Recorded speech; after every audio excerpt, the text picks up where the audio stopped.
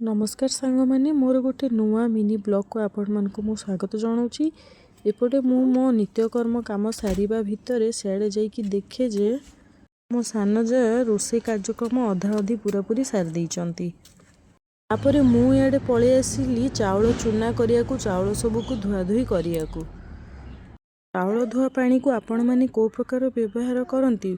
मु तो शुणी कुआडे गछपत्र रे चाउल धुआ पानी देले गछरे फूल फल बहुत भल भाव हुए। हौ देखे यही ट्रिकटा मु ट्राए करे गछरे फूल फल को प्रकार आसूची मु जणेबी।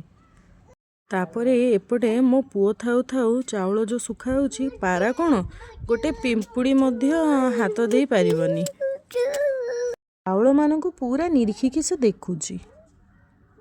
पर संध्यारे आमे समस्ते बसी पड़िलु गुपचुप पार्टी करिया को। आ गुपचुप ता खटा पानी देखिले कहार जीभरु लालवा न गलिब। मोर तो एनी टाइम फेवरेट। समस्ते सांगरे बसी पार्टी को पूरा फुल एंजॉय करिछु। वीडियोटी जदि भल लागुची लाइक टे निहाती करबा, जदि बेसी भल लागुची सब्सक्राइब मध्य कर देबे। रहिली जय जगन्नाथ।